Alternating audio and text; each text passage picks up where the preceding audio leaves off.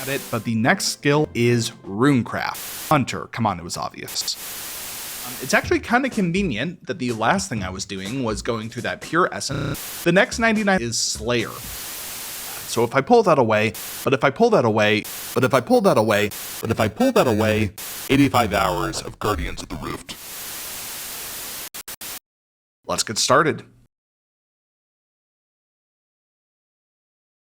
I am gonna be here for a while. In the last video, I decided to take a bit of a break and knock out some easy 99s on the UIM, woodcutting and crafting. I also caught up on the new quests and basically did everything I could to chill out for a bit, because I knew the next skill coming up in the maxing grind would be the longest one of the grind by a lot, runecraft. It's an 85-hour grind to go from 94 to 99 runecraft, so I'm locking myself into Guardians of the Rift, and I'm gonna be here for the long haul. I also ran into one more surprise at the very end of the last video, which is that I got my Abyssal Lantern back really early, which is great. The lantern gives different buffs in the minigame depending on what logs you use to light it, and I ended up using redwood logs, which make it so that your runecrafting pouches never degrade. It's really lucky that I got it so early, because without it, that pouch would degrade potentially hundreds of times on the way to 99, and every time I would have to go out of my way to get it repaired. One other really nice thing about getting the lantern so early is that I don't really need to prioritize the rewards at all. Yes, there are some things that I still want to get from the rewards, but I have all the critical ones now. That's going to change how I play the game now, and here's why. In this minigame, you get elemental reward points for crafting elemental runes like fire, water, and earth, and you get catalytic reward points for crafting catalytic runes like blood, death, and nature. And to get a reward roll, you have to use up 1 point of each type. So if you need to get rewards, you need to be balancing between the two types of points. But now that I don't really need to focus on getting a lot of rewards, I can just prioritize the catalytic runes because they give more XP and sell for way more money. So my XP per hour and GP per hour go up because I don't have to spend time making elemental runes just for the sake of getting these points up. I'll still get some elemental points here and there, like if there isn't a good catalytic altar open, so I'll still get like some rewards, but I'm no longer aiming for that. Let's talk about what some of these rewards are. The unique that you're most likely to get is Abyssal Pearls, which act as a currency for the shop here. The big important thing you can get from the shop is the runecraft skilling outfit, the Raymond's of the Eye. This is pretty easily the most overpowered skilling outfit in the game. Most skilling outfits just give you a tiny bit of bonus XP, which a lot of the time isn't worth the effort spent to unlock them, but this one does something entirely different. It increases the amount of runes you get from runecrafting by 60%. That is huge for things like blood runecrafting or double nature runes. This is the first thing that everyone's going to want to buy here, so I ended up buying it a long time ago on this account. You can also buy the Ring of the Elements, which lets you teleport to any of the elemental altars, which is pretty nice in some niche situations. You can buy any of the altar talismans here, including all of the elemental ones from air to fire, and the catalytic ones from mind to blood. And finally, you can buy the Guardian's Eye, which is a transmog for the runecraft pet, which I do happen to have, so I would like to buy this sometime before I hit 99. But that's just the things you can buy from the shop with the Abyssal Pearls you get from the reward pool. There's a whole other set of things that you can just get as direct rewards. Like I said, I just got the Abyssal Lantern back, which is really nice for the buffs it gives in the minigame. The other really big thing you can get from the Reward Guardian is the Abyssal Needle, which is what lets you create the Colossal Pouch. I already got this one a long time ago, and it's a permanent unlock on the account, so I can still use the Colossal Pouch whenever I want. There's also the Elemental Talisman and the Catalytic Talisman. The Elemental one has been in the game already, you can get it from Abyssal Creatures, and it lets you go into any Elemental altar. The Catalytic one works the same way for the Catalytic altars, but it's only obtainable here at a 1 in 200 drop rate. You can also get the Abyssal Dyes, which are recolors for the runecraft outfit, and the Abyssal Protector, which is the pet for Guardians of the Rift. So yeah, now that I have the outfit, the needle, and the lantern, everything else is just a nice to have. Oh hey, that is a duplicate Abyssal Lantern. Neat. The duplicate lantern isn't anything special. You can trade it in for 100 extra pearls, which I'll just do to get me a bit closer to the pet transmog. That costs 3,000 pearls, by the way, so that's what I'm working towards now, I guess. Okay, I've been at this for a while, and this game ending should give me the first level of the grind, 95 runecraft. And this one is actually the last really big level before 99. It gives me 6 times the amount of water runes, and it unlocks the ability to create wrath runes, but the more important thing for me is that it gives me double law runes, and that's going to be nice because law runes are one of the 5 types of runes that I'm keeping from this grind, along with blood, nature, death, and chaos. So that's basically double the money every time I craft law runes. I'm also selling off those runes that I've been collecting now because the rune pouch is getting kind of full. You can only hold 16,000 runes for each stack, so that's 5.8 mil GP from this first sell-off, which is nice, and I'm going to be getting even more in the future because of the double law runes. I'm not selling the chaos runes since those are going to be for charging the shadow later, and I'm going to leave those outside of the rune pouch so that they can just keep stacking up. Oh my god, I got the lost bag. Holy shit. The lost bag is a 1 in 60 from an intricate pouch, which is a 1 in 25 from the minigame, giving it an effective drop rate of 1 in 1500, making it the rarest reward you can get from the minigame besides the pet. It's even more rare than getting a specific dye color for the outfit. The lost bag is a fully cosmetic item. It doesn't do anything, but it does have a really cool Easter egg if you pick the inspect option on it. There's a note for the future owner of the bag talking about how the maker originally meant for it to be an order for a client, but made a grave mistake ruining the order. This was written by Mud Husky as a reference to the fact that this was originally meant to be a custom item created for Leagues 2.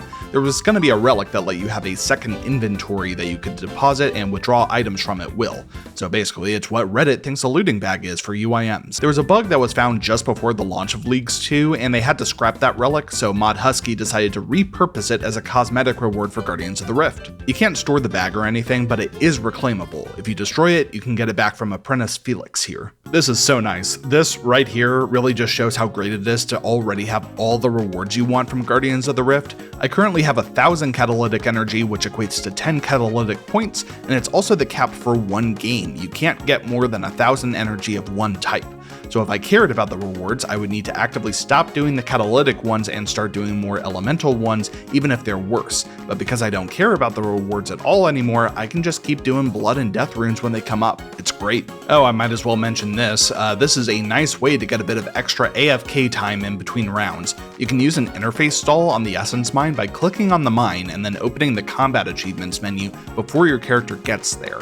This makes it so that once the round starts, you'll automatically start mining, so you can just set that up as soon as a round ends, and then you'll get a lot of AFK time until you have to start clicking again. 96 runecraft. These levels on the way to 99 don't unlock anything, but they do make the XP per hour marginally faster here, because the bonus after each game goes up by a tiny bit. That's more of a thing for the small team method though, since the goal there is to finish games as quickly as possible to keep getting that bonus over and over. 2250 total as well, that's neat. Alright, here's another one coming in, 97 runecraft, just 2 more to go. Ooh, and this is another big moment. I just passed 3,000 Abyssal Pearls, which means I can buy the most expensive reward from the reward shop, the Guardian's Eye. This is a transmog for the normal runecrafting pet, not the one you get from this activity, so I can actually use it even though I don't have the Guardians of the Rift pet. The last thing I'm going to buy will be the Ring of the Elements, purely for the collection log slot, which will cost 400 pearls. Good morning, it is November 13th, 2024, and we got big news. Jagex has finally put a set of Guardians of the Rift updates into the game after being announced over 4 months ago and having an open beta over 1 month ago. I've been waiting on this for a long time, and I'm glad it finally made it to the live game before I was done with the grind. Let's take a look at what's changing. I'm going to start with the changes that are less important to me specifically, and then get to the really big ones that are going to help a lot with the grind. First off, they're going to be making the Colossal Pouch usable before level 85 runecraft, but with less essence capacity. That doesn't matter to me since I already have 85 runecraft, but it does make things nicer for people who get the Abyssal Needle really early but previously couldn't even use the pouch. They also made a couple changes to how the rewards work in general. They added a big search option on the Rewards Guardian that lets you pull 5 rewards at a time instead of going one by one, and they also added the option to buy an extra reward roll with 25 pearls. That'll actually be pretty nice for me since I expect that I'll be able to buy all the rewards I need to on the way to 99, so I can get a few extra pet rolls with the leftover pearls. Next, we can get into some of the stuff in the game itself. They made it so that the game can rescale itself in the middle of a round, meaning you can now enter a game that's already in progress. That's really really nice because previously you had to hop around to find a world that was either between rounds or where the round was about to finish. The change that most directly impacts my XP per hour in masses is that you now always get XP when you use a cell on a barrier. Previously it only gave you XP if the barrier wasn't at full health, and it usually wasn't viable to sit around and wait for the barrier to get damaged before using the cell.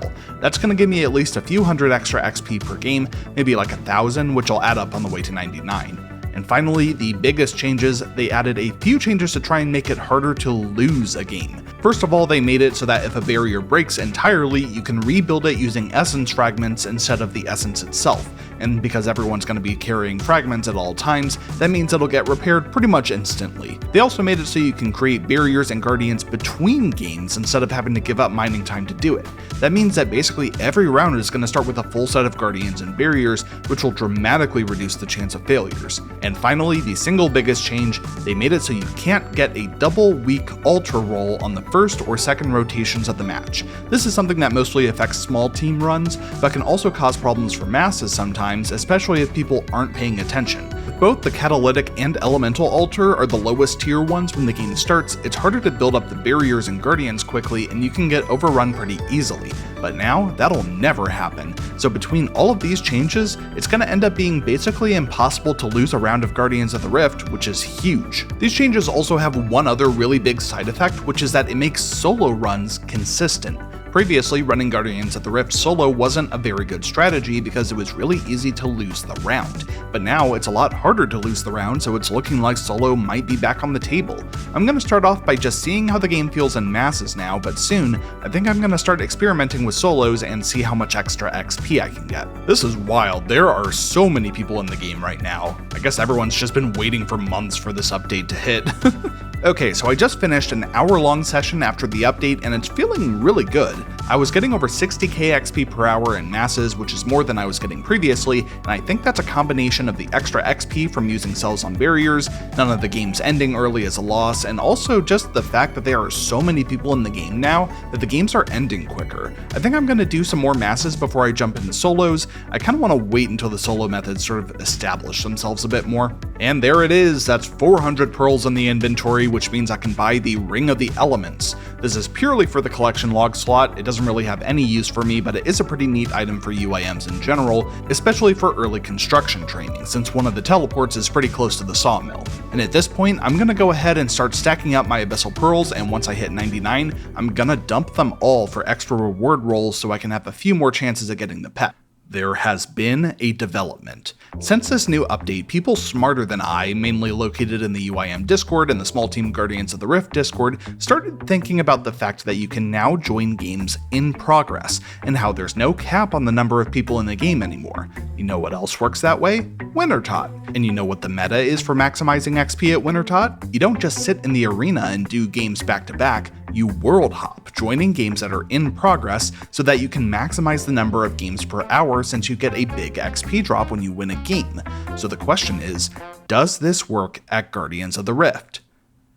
Oh yes, it does. Here's how the method works. You find a world that's at about 50% completed, and you enter the game in progress, something that you couldn't do before. You then play the game mostly as normal, taking advantage of the portals to the huge essence mine to get essence quickly, and then run them into the altars to craft runes like normal. You won't have much time to mine the essence fragments, so during downtime you can just make cores and use them on the barriers for more XP. The goal is to get to 150 total energy before the game ends, which in my case was possible in one inventory of essence being used at an overcharged altar, or otherwise I just need to make an additional core at some point to make up the difference if the altar wasn't overcharged. As long as you get 150 energy during the game, you'll get the big XP drop, which for me is about 4,300 XP, which is huge for the small amount of time that you spent. Now, there's one complicating factor here, which is that Jagex added a world hopping penalty to try and sort of punish players for doing this meta, but here's the deal.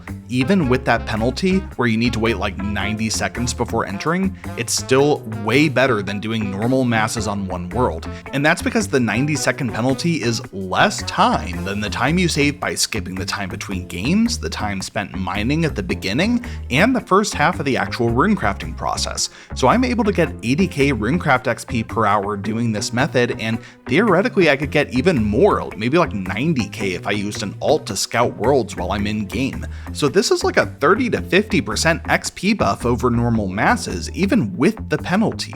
Now the biggest downside here is that you get way less runes and rewards by doing this method, but that's fine for me because I already have everything I need. I'm just trying to get to 99 runecraft as quickly as possible.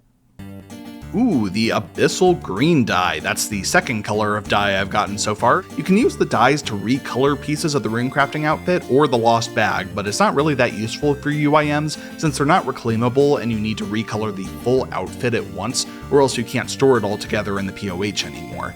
You can sell it for 50 pearls though, so I am gonna do that. I also got a dupe lantern which sells for 100 pearls. And just like that, that is 98 runecraft. I've been playing a ton over the last day or so, and I'm trying to get as much gains in as possible in case Jagex tries to increase the penalty timeout or try another method like increasing the minimum energy threshold to get the XP drop. In any case, now it's time for the big one, onwards to 99. Alright, today's the day. I'm making the final push to 99, and I've made a bit of a weird decision. I know I talked so much about how the Guardians of the Rift rewards don't mean anything for me, so I can just run world hop masses and prioritize catalytic points, but at this point, that's only gonna make a very small difference in the time it takes me to get to 99, like on the scale of maybe an hour at this point, since, you know, I'm so close already. And because I have such a big discrepancy between my elemental and catalytic points, I can get a lot of reward pulls per hour by just prioritizing elemental points on the way to 99. So basically, I'm making one last push for the pet and one last color of dye left on the collection log. It's still a bit of a long shot, but it'll be kind of fun doing like a last hurrah of hundreds of reward pulls. And with this final game, that'll be 99 runecraft, number 18 on the account, just 5 more.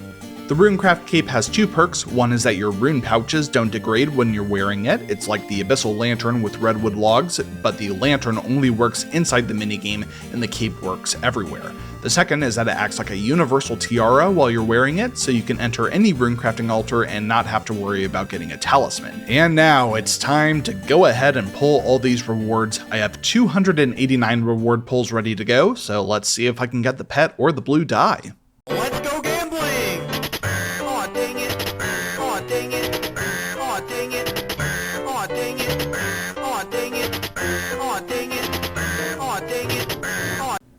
Oh, I got the blue dye.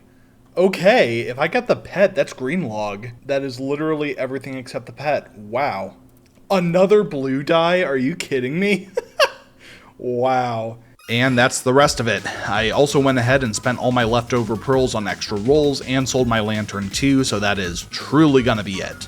And now it's time for some cleanup now that I have all these runes now. First off is going to be filling up my shadow as much as I can. I got 50,000 chaos runes from that grind, which equates to 10,000 charges worth once I buy 20,000 soul runes, which will take a while. There we go. Total charges is 12,222. It cost a few mil, but it could have cost way more if I were buying the chaos runes too. Next up, I'm gonna go ahead and use these law runes I was saving. I sold most of them, but decided to start saving them towards the end because I can use them to put new teleports into my portal nexus.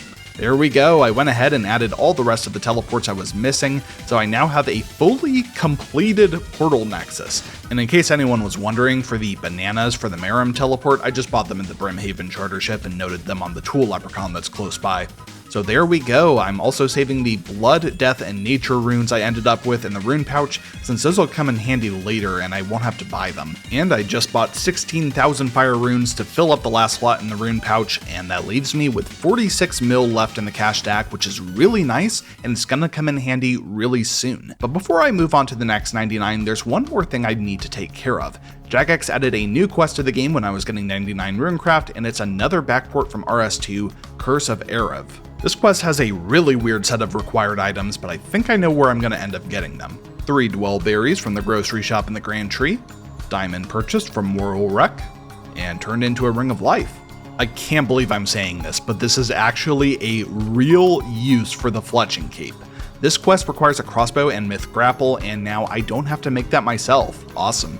This boss fight's actually pretty neat. He has this special attack where he throws his axe at you, but you can de-equip your weapon and stand in front of it while it's coming back, and you'll deal your own special attack. I kinda like these mechanics that Jagex is coming up with stuff like this and the Soul Heredit fight, stuff that actually has you doing equipment takeoffs as a mechanic. And there we go, it's a pretty short quest, 40k mining, agility, and thieving XP. Apparently this is the last Majorat quest, so they're going to be backporting from RS2, and I'm kind of happy about that. I talked about this in the last video, but I feel like the writers aren't really at their best when they're having to work around the plot of a 15-year-old quest from a different video game. And with that done, it is time to start the next 99, which is smithing. I was always planning to do this one right after runecraft, since it's easily the shortest 99 grind I have left, so it's a bit of a reward for myself after doing runecraft, which is the longest one. This grind is also going to cost quite a bit of GP, so that also works out as well since I made a ton of GP from the runecraft grind. So if you remember from a few videos ago, I got the Smith's gloves from the Giants Foundry, and I talked about how you can combine them with the ice gloves to imbue them with the ice gloves effect. And now I get to take advantage of that since it effectively gives me storable ice gloves, so I don't have to run all the way to the Ice Queen to get them. This method is going to be a pretty standard one, gold ore at the blast furnace. I know a while back I used the blast furnace to go through all my noted gold ore from raids, but this is going to be a different process since I don't have any noted gold ore. Instead, I'm going to be buying it from the ore shop. This method used to be a lot worse, but about 2 years ago, Jagex made some changes to how the ore seller works that makes it a lot nicer for Iron Men and especially UIMs. The changes have to do with how the shop stock works. For most shops, the price goes up when the shop is understocked and goes down when the shop is overstocked. But because that can potentially open up some alting strats for Iron Men that can let them buy things for cheap or get more money by selling things, they also have a rule that Iron Men cannot buy from a shop that's overstocked or sell to a shop that's understocked. The ore shop at the blast furnace works differently. The prices never change regardless of the shop stock, and Iron Men are allowed to buy and sell ore regardless of the current stock. This is also one of the shops that has a different stock for mains, irons, and UIMs. And finally, it has a unique restocking mechanism where every 2 minutes an NPC will appear and restock about 30 of one type of ore instead of all the ores going up by 1 every time it restocks. So the big picture is that the gold ore is going to restock a lot faster than normal. So the only way I can run into a problem with this is if there's another UIM doing the same method at the same time as me and we're both competing for shop stock. And the method itself is pretty simple. You just buy an inventory of gold ore, put it on the conveyor belt, and then take out the set of gold bars from the previous inventory. If you swap your gloves to the goldsmith gauntlets to cancel this dialogue out, it applies the extra XP from the gauntlets to the new batch, while still letting you use the ice gloves to pull out the gold bars. Then you just drop the gold bars, rinse and repeat, and once you run out of stock, you hop to another blast furnace world. This method should give me around 300k XP per hour, so I'm looking at around 20 hours of blast furnace to get to 99, not bad at all. Oh, and I should mention this, if you're ever doing a method like this, if you're going to be dropping stuff a lot or otherwise clicking all over your inventory, for the love of God, make your UI bigger. It helps so much. You can do that in RuneLite by turning up the scaling on the stretched mode plugin. It makes it so much easier to land your clicks so you're not having to do these super precise mouse movements over and over again. So here's the first level of the grind, 93 smithing. Smithing is actually really unique in that literally every level gives you a new thing that you can make. For this one, it's rune square shields and tier 5 Shazian bodies, which are the highest tier of Shazian armor. 94 smithing, I can now make rune war hammers. 95 smithing, rune battle axes. 96 smithing, that's rune chain bodies. 97 smithing, that's rune kite shields. 98 smithing, rune claws. And with this last inventory, that is going to be 99 smithing, 19 out of 23. Oh, and it's also the level for rune 2H swords, plate bodies, plate legs, and plate skirts. The smithing cape has 2 perks. One is that the coal bag has a higher capacity when you're wearing it, and the other is that it gives the goldsmith gauntlets effect. So if you're going for post 99 XP, you don't need to do the glove switching on every inventory. Oh, and one other thing. Because I gained so many total levels so quickly on this grind, I actually gained a ton of UIM ranks as well. I started the 99 smithing grind at 2253 total level and rank 552, and now I'm at 2260 total and rank 519. And actually, that brings up something interesting. I'm actually really close to rank 500.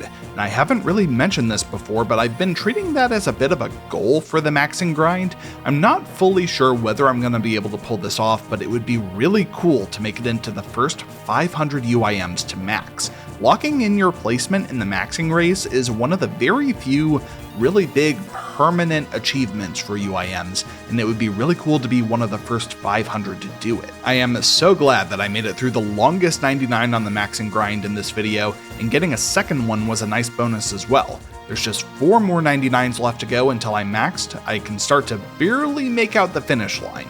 In the next video, I'm going to be tackling another long 99 grind and finally diving into a piece of content that I've been putting off for an embarrassingly long time, and I'll see you then.